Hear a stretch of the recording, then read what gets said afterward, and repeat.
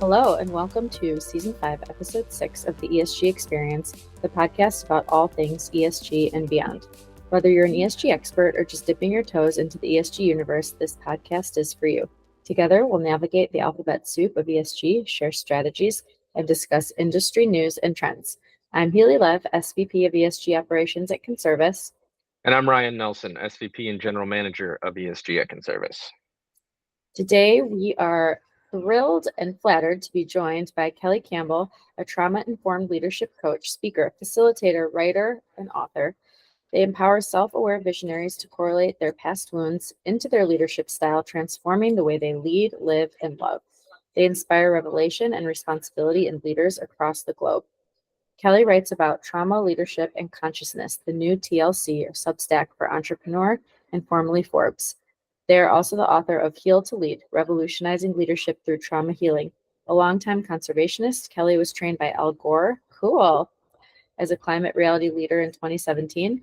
Most recently, they became certified as a Reiki Level 3 practitioner, trained cuddlist. We're definitely talking about that, professional. Kelly's vision to empower more than half humanity to heal its childhood trauma so that we may reimagine and rebuild the world together. This is like good stuff. You're doing good stuff. You can wake up every day, be proud of your job, look yourself in the mirror at the end of this. I'm so excited to get into this. Okay, so last intro to embarrass you about all your accomplishments, or maybe you're not embarrassed, maybe you love it. Today, we're going to dive into the concept of low conscious leadership and its profound impact on climate change. Despite acknowledging the reality of climate change, many leaders continue to prioritize profit-driven practices that exacerbate environmental issues. So let's get into it. Thank you for joining us. And I would love to see how we make the tie between being a trained cuddlist professional and climate change. Is that maybe that's finally what's going to work with climate change, because nothing else seems to be doing the trick.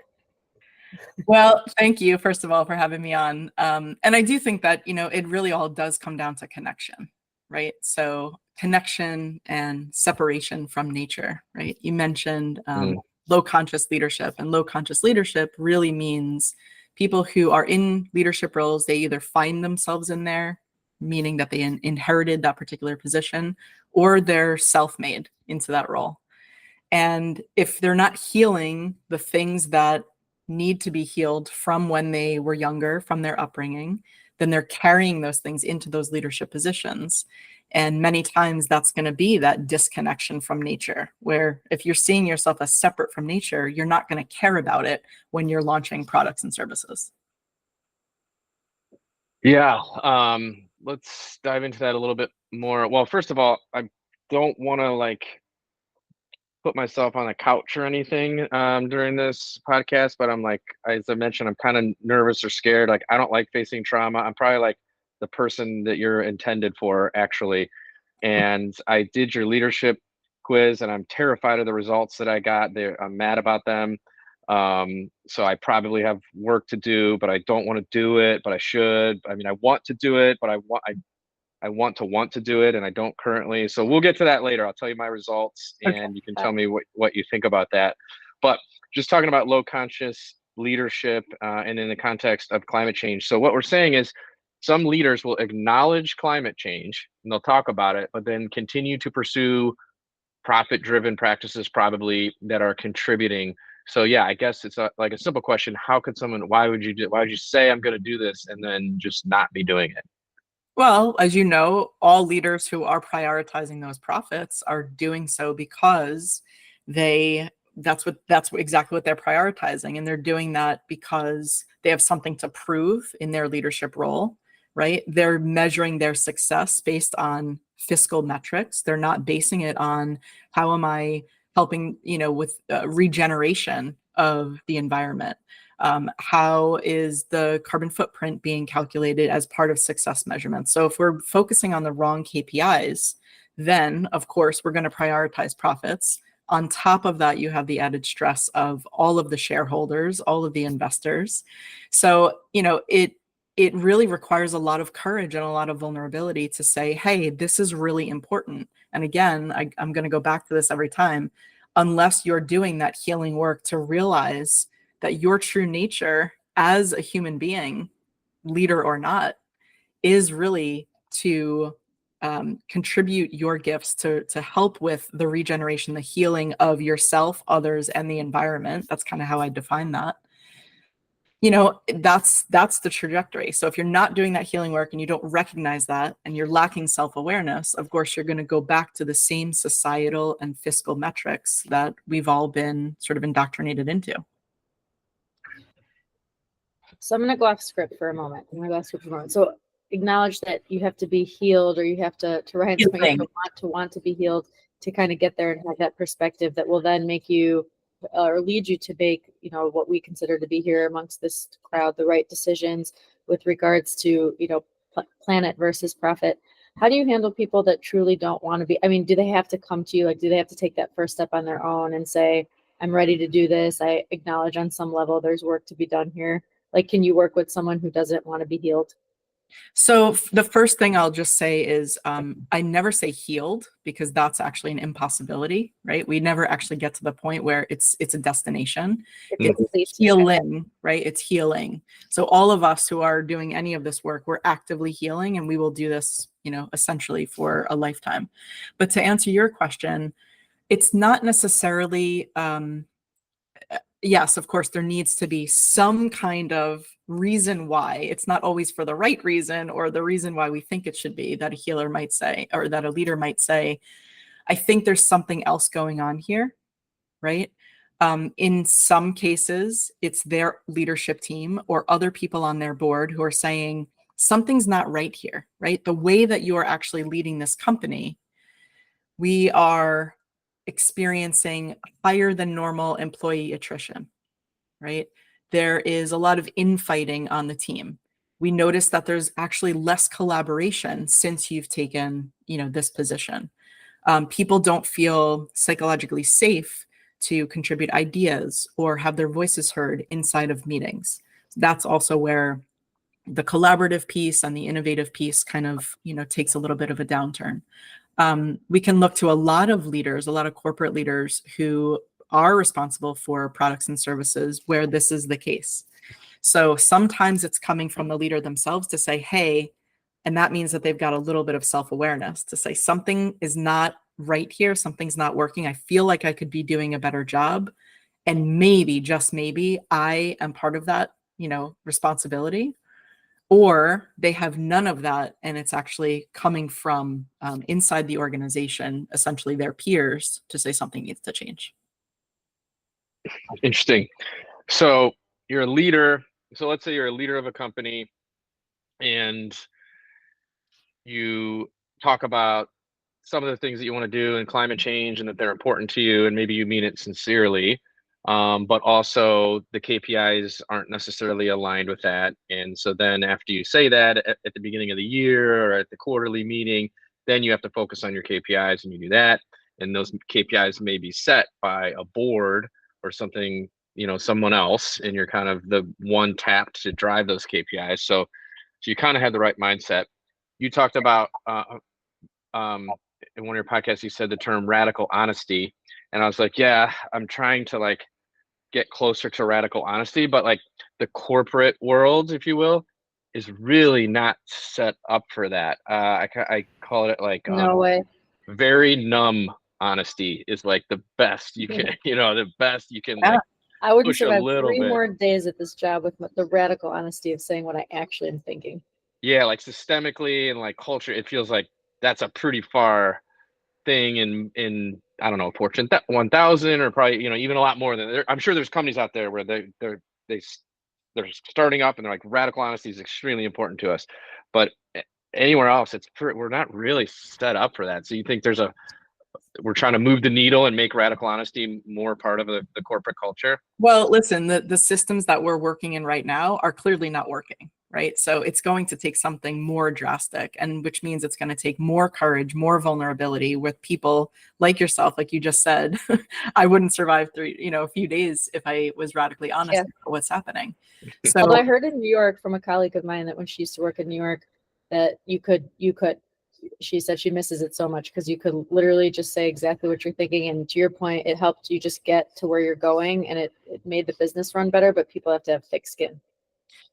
Well, it's thick skin, it's open-mindedness, right? It's how really what this comes down to is like the environment that you're working in, how much is that really aligned with your core values, right? If it's not, and you speak up and you are essentially silenced for that, maybe that's not the right environment for you, right? That's like a whole different conversation. But really, this is like, again, when you start doing this inner work, a lot of that becomes clear and your non-negotiables become stronger. So that's why you see a lot of people leaving and exiting, you know, especially corporations where a lot of this is lip service, a lot of the greenwashing, a lot of all of it, because they're sick of it. It's like, you know, and the public, the consumers they understand what's going on for the most part, you know?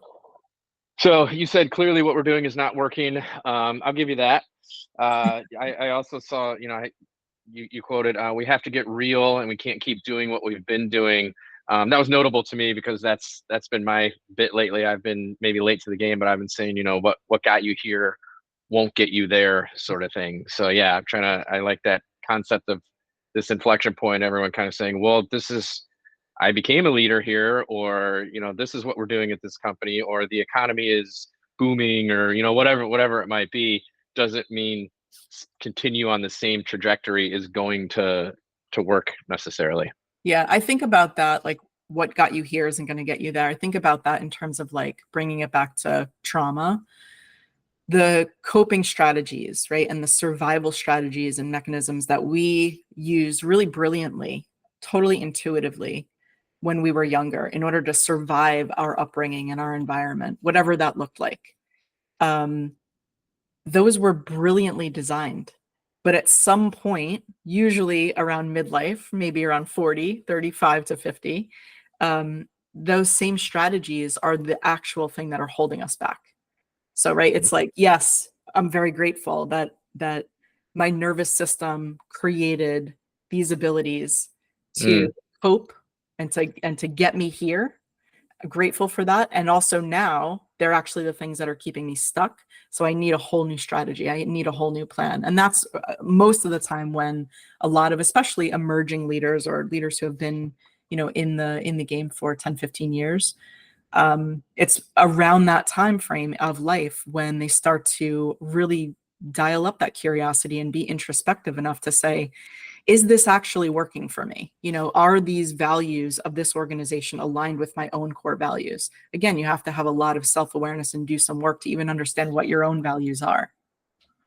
Do you think it's impossible to stay at a company where the answer to that is no? Are you not being true to yourself? Can it be done with an amazing amount of willpower and determination? Of course, anything's possible. We're humans. We're resilient. Is that good for your mental health and your physical health and your spiritual health? No. I mean, without starting your own company, though, it seems pretty hard. I mean, depends, I guess, on, how well you need to align or what it like, or how picky we are about what it means, I guess. I don't know. You know I what I think mean? there are opportunities out there, whether it's in the corporate sector, nonprofit, or going out on your own as an entrepreneur to do something completely different from, what you were doing before. I think there are a lot of opportunities to do that, and I don't know, a lot of organizations that could be not only mission aligned and values aligned, but actually putting those things in place and walking the walk. They're more difficult to find, but it's not that they're not out there. And to be devil's advocate for a moment on that. So should a job just be a job? Like, should it be a means to an end? You work at your job to pay your bills. You go there every day. Hopefully the people are decent enough. They treat you well enough. And then you finish. And then in the evening or whenever you're out your off hours, you can go about your business, enjoy your life, do what you want to do. Like, does it have to be so closely connected? Because I feel like I've seen it swing the other way too, where people think that the job is just there to accommodate them and their every whim and their every feeling, their every concern. When you kind of get to a point, you're like, at the end of the day, you're just kind of paying you to do this. Like, I don't know about some of the other stuff. So like I said, I'm not saying where I stand on the spectrum, but devil's advocate, opposite position there. Is there some merit to just say, like, where you work is just your job and it doesn't have to be a reflection of who you are and an extension of your entire life. It's truly just a means to an end. I mean, I think it's what you make of it, right? Even in the most menial position, I think that there are ways in which you can understand what your gifts are and how you can, bring your best self to that particular position. I don't think a job should ever just be a job. There has to be some kind of meaning in it. I mean, you spend so much time out of the day doing this one particular thing. To not have any meaning and not have or make any meaning out of it, or develop yourself inside of the context of the organization, or develop relationships even within the organization. There has to be something that gives you a sense of purpose in a way. And I don't mean big, audacious purpose. I mean, just this is something that I feel good about every single day. Because otherwise, I think that the feeling of that can make you feel quite stuck and can actually lead to eroding sense of self. Yeah. And maybe we're talking too more about like a career and a career path versus like a job, because someone might get fulfillment out of saying, I have 2 or 3 jobs, but my fulfillment comes from I'm a single mom supporting 4 kids, and I'm proud to do that, even if I really hate these jobs. But maybe people who are more career focused, really, where it's truly for themselves. I suppose everyone works for money, but it's more for their own fulfillment, alongside with the fact like, hey, I'm kind of just doing this to eat right now. Yeah. Yeah. I think as long as there's fulfillment coming from some place in your life, I mean, that makes the most sense to me. For sure. So if you're a leader and you're willing to, you want to do better, I don't know, what are the strategies? Where do you start? Or, I mean, reading your book, but probably is a path towards that, I would imagine. But yeah, what are some tips to get for a leader who says, I don't want to be just a low conscious leader when it comes to responsible practices? Yeah. So again, all of this is going to start with the self-awareness piece, right? That inner reflection to say, of the organization, of the relationships that I'm in, where am I contributing to things that are actually making it more difficult, or where I'm not showing up in ways that I'm proud of? What is my responsibility, and can I take ownership of that? From there, I believe that I kind of jokingly call it a gateway drug, but I think that talk therapy is a great place to start. Because if you've never gone and actually talked to someone about what's going on inside of you, what your mental formations are like, that's a great place to begin. That is not going to be the only place, and the only modality that will help, because when you stay in that cerebral mindset and stay in that cerebral place, then there's no somatic component, meaning movement, getting the trauma, all of the stuck energy out of your body. So, that's why I jokingly call it that gateway drug, because it's a great place to start, but it's not going to be the only thing that you encounter. So, I mean, for leaders in particular, and I'm sure you've seen this, there are a lot of leaders who go on different retreats or engage in leadership development or workshops, or, all different things like that. And I think those things can be very, very helpful on an ongoing basis. If the organization is helping with that and putting that together, great. If they're not, then doing that on your own is certainly really exciting and necessary, and can be really painful. Back to your mention before about being kind of scared and afraid of all of this, because nobody really wants to touch trauma and the things that have happened to them. And we, I think, have come into this society with this misnomer that leadership is about really, armoring up and having all the answers and, not letting anyone see emotion. And the opposite is actually the most effective aspect of leadership and style of leadership. Yeah, I totally agree with that. I love the point on self-awareness and empathetic leaders. There is a lot of research out there that shows that empathetic leaders are much more successful with retention of their team, with attaining, whatever success metrics they're trying to attain with their team. So firm believer in that. So let me bring it back for a moment, tie it back to ESG and what we're doing. So this question is very obvious. So immediate and long-term consequences of leaders who prioritize profit over environmental sustainability. I think we can all do that math in our head. But I like the second part of this. How do these actions impact a leader's reputation and relationship with stakeholders? And I'm going to add the caveat of you might have stakeholders on both sides, right? So you might have your job is to say run a company or run a department, and you have some stakeholders who say are adamant ESG supporters or whatever it is that you're doing, climate change, but then others who you still have to please because they're part of your business ecosystem in some way might be at the opposite end of the spectrum. So how do you be, a genuine leader and true to what it is that's in your heart when you kind of have to be appeasing stakeholders that might be at polar opposites of the spectrum? Yeah, it's a great question. I think really it comes down to level and maybe even caliber of communication, like really conscious communication, because what you're talking about is really just healthy conflict. You have two people or multiple people on different sides of an equation. And so as the leader who knows that this is the right way to do it, knows that this is good for the organization, for the people, for the communities, for the environment itself, really showing up as that high conscious leader to say, these are the reasons why. And I also want to hear why this isn't a priority for you, right? And kind of opening up that conversation so that all of those voices are heard. Part of that is high conscious leadership, so that you're creating, again, that psychologically safe space. So even the board members who are like, I don't give a shit about this, I just want to make, I want to hit these numbers at the end of this quarter. Okay, I hear that value for you is of the utmost priority. And let's look at the repercussions of what that will mean if we hit that, but then also, decide that, this is not going to be helpful in the way that waste material or carbon footprint or whatever the situation is in terms of climate, right? Climate impact. I think it's about opening up that conversation and really being a strong leader who hears all of that and then tries to really get buy-in. I mean, that's ultimately where this is all going to come from, especially on the corporate level.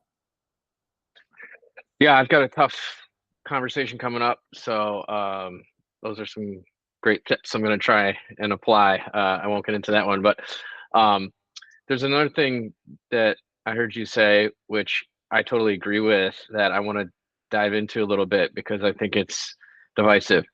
Do not call your team a family. Mm-hmm. Why not? Families are dysfunctional. Oh, that's why. Families are dysfunctional. There's a lot of codependence. There's a lot of, I am going to do this thing or support you in this. And then I'm also silently expecting you to also have my back when I need you, when I'm bringing something up, among the team. Thinking of an organization or a team or a group, leadership team, whatever it is, as a family does not make sense. Family is the reason why most of us are in therapy. Why would we want to recreate that same environment? And so the other thing that makes me think of, though, because I was guilty of this as a leader serving social impact and nonprofits and foundations through marketing, I very much wanted to create a family dynamic because I didn't have a healthy one. So what I was actually doing was wanting to create that, wanting to call it a family, in order to recreate an environment that was better for me as an adult than it was as a kid. That's still not coming from a clean place, though, right? There are, let's call them hidden agendas and, I don't know, let's call them silent, just things that you ultimately want from your team, right? But without having the conscious communication to be really direct and to have really clear boundaries. I think that's what I would say it all comes down to, is that when I say families are dysfunctional, it just means families most of the time have really poor boundaries. And so if we're going to create an environment again where boundaries are really squishy, that's not going to be a successful organization. You're making me smile because my kids started school this week, and on the door of my fourth graders classroom, it said, "Our classroom is a family." And it was like a very loving, warm, welcoming thing. And I don't know, I think a lot of people do find a sense of comfort and support in family, but I agree that maybe it's not the correct application in the workplace because I think you do expect, even if you come from a family that's, say, not dysfunctional, and it is your main source of love and support, as is the case for a lot of people, it can be that they're too easy on you, or they don't tell you the truth, or the motives are to support you no matter what, rather than to help you do the right thing, because they just see through a rosy colored lens. Right. So I think whether the family is good or bad, or a good or bad experience for you, it still doesn't have a place, in the workplace, for sure. Yeah, and to that point, that I'm glad that you just used some of those words. There is no good or bad, and dysfunction also isn't something that we're necessarily judging. The examples that you just gave, like maybe someone's too easy on you, they don't really challenge you, they're only supporting you, they're only yesing you over and over again and enabling maybe some bad behavior. That is also dysfunction, right? So dysfunction isn't like the evil and, not totally loving non-dysfunction, right? It's all there is no such thing as a perfect childhood, right? And so even in the things that might feel a little bit more benign, like the examples that you just gave, that's still dysfunction, right? It doesn't mean it's bad. It's just not functional, because love is support and challenge. It's not only support, right? Totally. And then of course you bring in the people who didn't have any support or challenge inside of their family, right? Maybe there was only neglect or abuse or other these ACEs, we call them, adverse childhood experiences. That was out of the Kaiser Permanente study from the late 1990s, where it kind of, really brought to light some of these larger, more big T traumas that we think about. So when I say trauma, you probably are thinking about these larger things. Parents were divorced, physical or sexual abuse. Maybe you lived in a war-torn nation, things that feel heavier and big. But small T traumas are just as impactful, and most of the time occur over the entirety of childhood, right? So it's kind of like death by 1,000 paper cuts.